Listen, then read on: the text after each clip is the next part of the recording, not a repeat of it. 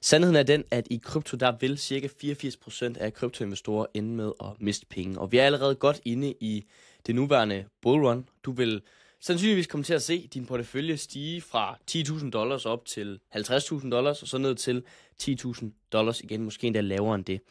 Og det er fordi systemet i krypto, det er ligesom designet til, at du skal fejle, og det er ikke din skyld, men det er dit problem, og det er det, som vi vil kigge lidt på i den her video. Jeg vil vise præcis, hvorfor systemet ligesom er designet til, at du skal fejle, og hvordan du slipper fri fra det her, og begynder ligesom at profitere på markedet. Og jeg vil også komme omkring, hvornår jeg tror, at vi ligesom kommer til at toppe i det her bullrun. Og det er måske faktisk snarere, end du måske lige skulle sidde og tro. Cool, så lad os lige starte med at finde grafen frem en gang her. Den kom her. Så, hvis vi prøver at kigge på sådan noget som Bitcoin, som jo er den største kryptovaluta, den ligesom styrer hele markedet, og det her, det var også noget, som jeg snakkede med min klient om her den anden dag, så jeg tænkte lige, at jeg lige ville dele det med dig også. Så, lad os lige prøve at finde en ordentlig graf for Bitcoin i gang. Prøv at finde den her. Så kan vi se, at typisk, jamen, så kører markedet i de her 4-årige cykluser.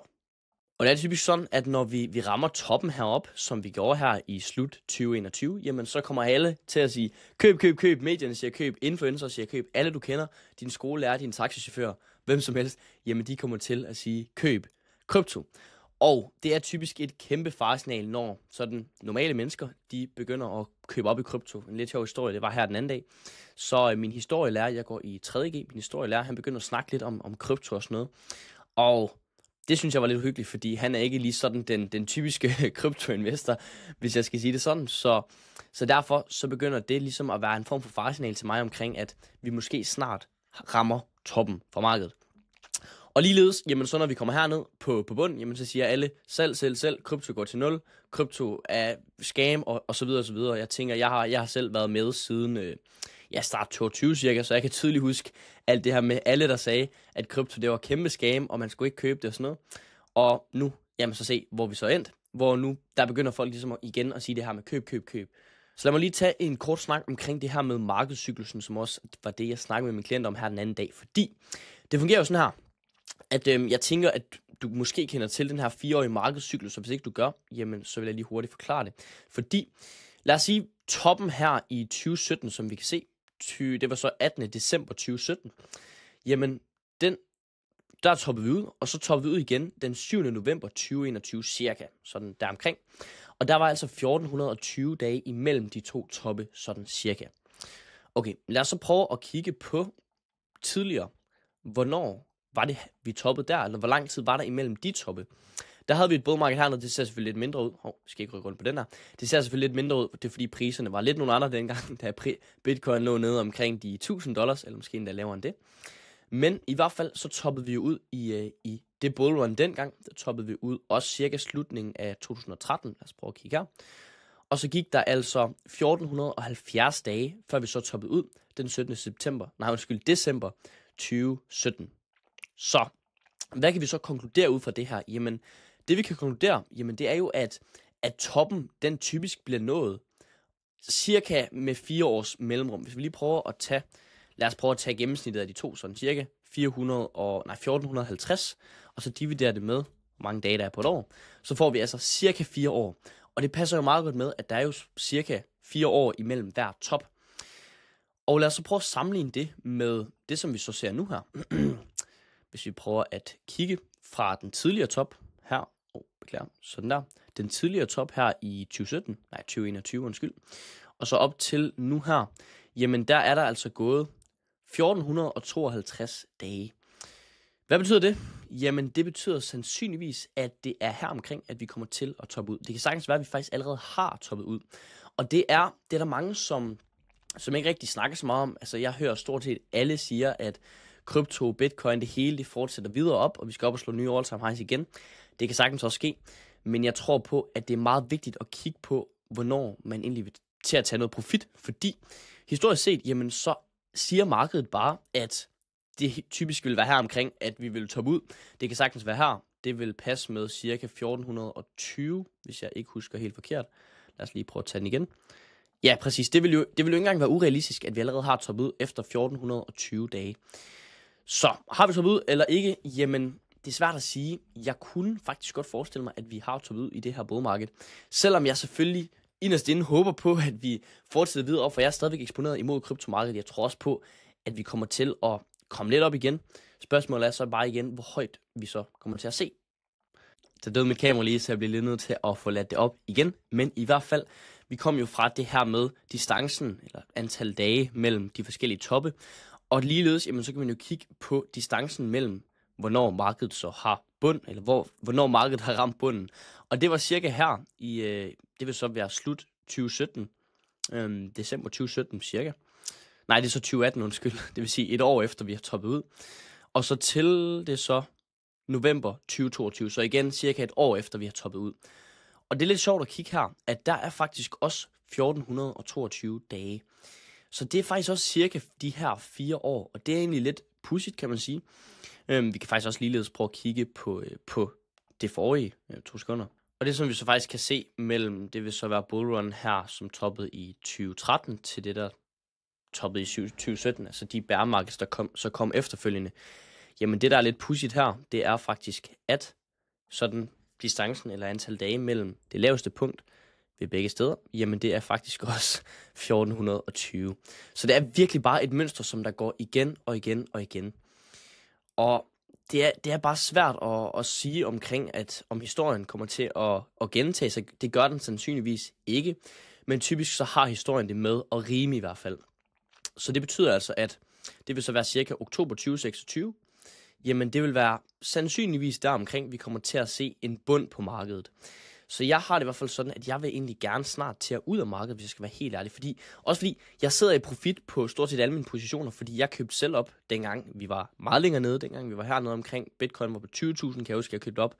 Så det er bare vildt, hvis man lige tænker lidt over det. Altså, at der er cirka de her 1420, 1450, 1470. Det er altid 1400 et eller andet. Og jeg tror bare ikke, det kan være et tilfælde, når vi ser det gå igen så mange gange. Så jeg håber ligesom, at det kan vække nogle tanker hos dig omkring, hvornår det er, man skal ind og ud af markedet og sådan nogle ting her. Og noget lidt sjovt, som jeg rigtig gerne lige vil vise, det er det her med, hvad Coinbase, altså et af de største centralized exchanges, hvad gjorde de i den her periode, og hvad gør de nu her? Fordi jeg sagde jo til at starte med det her med, at systemet, det er ligesom imod dig på en eller anden måde, og det er det egentlig også, hvis ikke du gør det på den rigtige måde, hvis ikke du spiller det på den rigtige måde. Så lad os lige prøve at kigge her en gang. Hvis vi gerne vil købe noget, lad os bare sige, at vi vil købe, hvis jeg lige kan få lov til at skrive noget ind her. Lad os prøve at trykke buy på Bitcoin her. Og så må vi lige se, om vi kan få lov til at skrive noget. Sådan der. Så lad os bare lige prøve at skrive $100 eksempelvis. Så prøver vi at trykke på review order her. Fordi det er sådan, at hvis vi nu gerne vil købe noget Bitcoin, det tænker jeg, at det er meget normalt at købe noget Bitcoin inde på Coinbase. Yes, super fint. Det vil jeg ikke anbefale at gøre. Overhovedet ikke. og grunden til det her, jamen det er, at vi betaler faktisk cirka 3% i fees. 3%. Altså det lyder fuldstændig hjernedødt. Det vil sige, at vi betaler $3 ud af vores $100. Hvis vi så sidder med i stedet for, lad os bare sige $10.000, så betaler vi lige pludselig $300 for at lave den her transaktion. Nu har jeg så lige kun $250 herinde. Men det, som vi kan se her, lad os prøve at trykke her, det er, at Coinbase, der er en fee på 1%, $1. Det vil være det dobbelte, hvis nu jeg køber for $200. Og udover det, så er der sådan en skjult fee, som der er mange, der ikke ligesom opdager. Og det er det, jeg siger med, at systemet det er imod dig. Og det er noget, som der er mange, der ikke ved det her. Man køber bare ind på Coinbase og tænker, yes, det er super fint. Coinbase har styr på det her. Og altså Coinbase, de tjener $8 billioner hvert eneste år. 8 billioner. Det er fuldstændig hjernedødt. Og det er fordi folk, helt normale mennesker, det er jo klart, hvordan skulle man nogensinde vide det her? Og det er lige præcis derfor, at det er det, jeg kommer for at fortælle dig i dag. Men det vi kan se, det er, at der er en 1,88% spread. Og det betyder basically bare, at der er en 1,88% fee ekstra oven i den her Coinbase fee på 1%. Så det svarer altså til et gebyr på 2,88%. 2,88%, det er fuldstændig hjernedødt. Og det vil sige, det er kun når du køber. Det samme bliver så lagt oveni, når det er, du sælger. Så det vil sige, der betaler du cirka 6% for at sælge og købe. Så altså, lige pludselig, hvis du så sælger og køber rigtig mange gange, så begynder det lige pludselig at gøre ondt. Så det vil jeg ikke opfordre dig til at gøre i hvert fald. Altså vi kan se her, der står, at vi køber til en pris, der hedder $11.800. Og vi kan se lige nu, jamen så står Bitcoin faktisk kun til $109.700. Så det vil sige, at det her det er faktisk en pris, der er cirka $2.000 over den nuværende pris. Så det er det, at det her spread, det betyder. Og det er igen det, jeg mener med, at systemet, det er vitterligt imod dig. Men nu sidder du måske og tænker, ja, Simon, nu har jeg forstået, at systemet det er imod mig, men hvad skal jeg gøre ved det? Hvordan kan jeg begynde at profitere på markedet og undgå at være en del af den her statistik med 84% af kryptoinvestorer, som mister penge? Og det er igen et super godt spørgsmål. Og jeg gør det selv gennem noget, som der bliver kaldt for yield farming. Og det er noget, som der er inden for DeFi-universet, hvor vi altså kan skabe et afkast på, nu kan jeg lige prøve at finde, hvor den henne, den er der, hvor vi skal skabe et afkast på vores aktiver på sådan forholdsvis gode procenter. Vi kan lige prøve at kigge her en gang på de forskellige pools, der er her. Jeg kigger typisk, ja, jeg vil nok ikke gå efter dem her, der giver over, 1000% afkast. Så hvis vi lige prøver at scrolle lidt ned her, jamen så kan vi se, der er en hel masse pools. Nu gider den selvfølgelig ikke lige. Jeg plejer altid at have minimum 50% afkast. Så kan vi lige prøve at scrolle lidt ned her. Jamen så kan vi se, altså vi kan oprette de her forskellige pools. For eksempel, lad os prøve at finde en fin en, der er en med noget AVAX USDC, som giver, okay det er så kun 137%. SUI USDC her til 130%.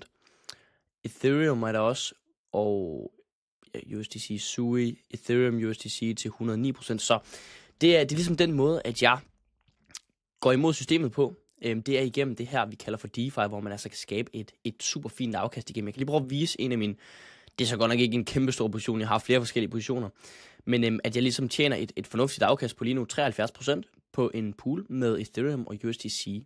Så i DeFi, jamen der får jeg en indkomst på de aktiver, jeg nogle gange sidder og holder. Det kunne være sådan noget som Ethereum. Jeg betaler stort set 0 i fees. Altså det er meget, meget, meget begrænset, hvad jeg... Vi kan se 0,3% i den her pool her, så det er jo ikke alverden sammenlignet med 3% inde ved Coinbase, som er 10 gange så højt. Og udover det, jamen så behøver du faktisk slet ikke at sælge dine aktiver. Jeg er stadigvæk eksponeret imod Ethereum i den her pool, hvilket jo er super fedt, for jeg tror på, at Ethereum skal stige i det lange løb. Så jeg ser bare DeFi, at det er så meget overlegnet i forhold til, hvad kan man sige, den traditionelle måde, som de fleste kryptoinvestorer de bruger, og det kan jeg jo godt forstå, fordi det var også der, jeg selv startede. Men så faldt jeg så over DeFi, som jeg egentlig synes, der giver bedre mening, i hvert fald for mig. Og så sidder du måske og tænker, et spørgsmål, som jeg i hvert fald får rigtig tit, jamen det er det her med, jamen Simon, hvorfor tror du så ikke, at flere, de benytter DeFi? Hvorfor tror du ikke, at flere mennesker, nu kan jeg lige prøve at lave den her lidt større, de begår sig i DeFi-universet? Og det er også et enormt godt spørgsmål. Så hvorfor gør alle ikke det her DeFi? Og det korte svar til det, jamen det er fordi folk ikke ved, at det her det eksisterer. Folk ved slet ikke, at DeFi det reelt set er en ting. Lad os tage et eksempel med Coinbase og de andre centralized exchanges. Tror du, de vil have dig til at vide, at altså når de for eksempel tjener de her $8 billion hvert år, som Coinbase gør, tror du, at de vil have dig til at vide, at sådan noget som DeFi eksisterer, altså i hvert fald efter min mening, et meget bedre alternativ? Og det korte svar, det er selvfølgelig nej, det vil de ikke have dig til at vide, og det er derfor, der er ikke super mange, der ved, hvad det betyder. Du kan prøve at gå ud på gaden i København, eller hvor nu du bor, og spørge, hvor mange tror, altså ved du, hvad DeFi er? Jeg vil vædde med, at over 90% af dem, du spørger, jamen de vil sige nej, de har ikke hørt om DeFi eller Decentralized Finance før. Og det er fordi, medierne bliver sponsoreret, influencer bliver betalt af de her centralized exchanges til at promovere dem. Jeg har selv også fået tilbud fra flere centralized exchanges omkring samarbejder, og at de vil give mig x antal dollars, hver gang jeg får henvist nogle folk over til dem. Og hvis jeg skal være helt ærlig, så er jeg ikke super meget for det her, fordi jeg vil kun ligesom, hvad kan man sige, anbefale det, som jeg selv tror på, det som jeg selv benytter. Og det er meget sjældent, jeg rent faktisk benytter de her centralized exchanges, i hvert fald til at trade på. Så er det kun som en bro mellem sådan den virkelige verden og så kryptoverdenen. Men det er ligesom derfor, at folk ligesom ikke ved, hvad DeFi det er. Jamen det er fordi, hvor skulle man vide det fra? Der er ikke nogen, der fortæller om det. I hvert fald meget få, som jeg kender til. Men i hvert fald, så var det mere eller mindre alt for den her video. Jeg vil lige hurtigt, som altid, slutte af med at sige, hvis du synes, det lyder spændende, så kan du trykke på linket neden under den her video, og så kan du altså tilgå det her fuldstændig gratis School Community, hvor du lærer alt, hvad du skal vide omkring at skabe en passiv indkomst med DeFi. Og med det sagt, jamen så ses vi inde i gruppen her, og du må bare have en fortsat fantastisk dag. Vi snakkes ved.